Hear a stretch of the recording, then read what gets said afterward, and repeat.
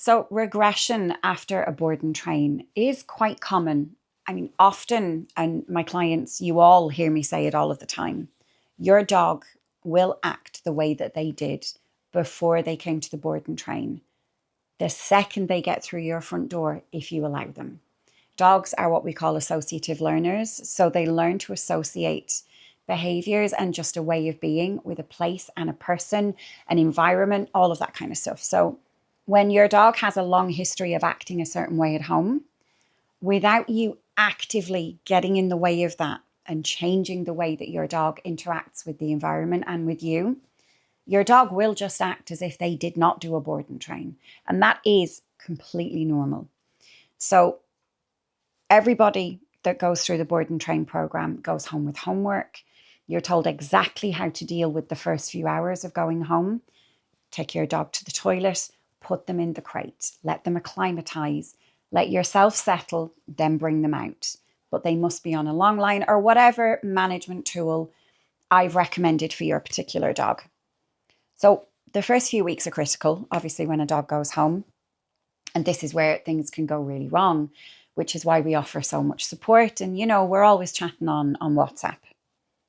But after those few weeks are done and everybody's settled and things are going really well, regression can start to happen. And it can happen really quickly. It really depends how long it takes for you to take your foot off the gas. We all do it. I do it myself, even as a professional dog trainer and a dog handler with working dogs, dogs that have jobs. I take my foot off the gas. My dogs, in fact, one of them at the minute is acting like he doesn't know what his grace is because I took my foot off the gas with it because he was so good. And often when our dogs display a lot of good behavior, we let them away with things that we shouldn't because we feel they've earned it. We're doing them a disservice by doing that, though. This happens with almost every client. I get the call or I get the WhatsApp message. Gemma, he reacted on a walk today. So I asked the question, has he had his crate time? Has he been pulling on the leash even a little bit? Has he been getting the sleep that he needs? What's the crack with X, Y, and Z? And I've never heard it that those things are all in place and the dog has started to regress, whether it be aggression, reactivity, whatever it is. So many myriad issues that dogs come to us for.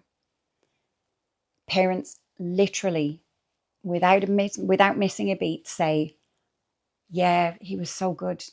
We've stopped implementing the crate so much. Or he's been in the bed with us.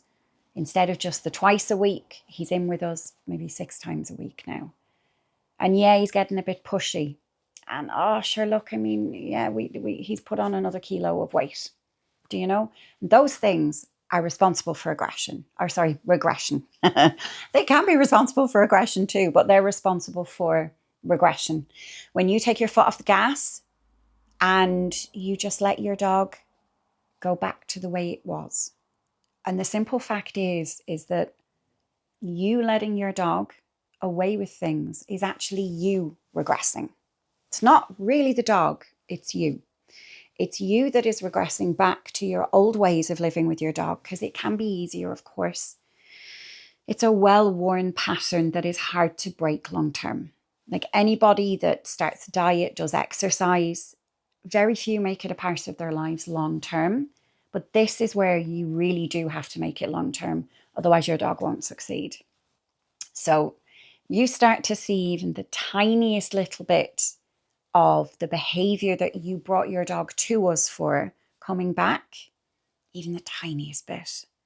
Even, let's say your dog was formerly reactive and you just notice she's eyeing up dogs on a walk. No reactions, but you're noticing her eyeing them up. You get in there and you fix that. Get back to the basics. It is always going back to basics.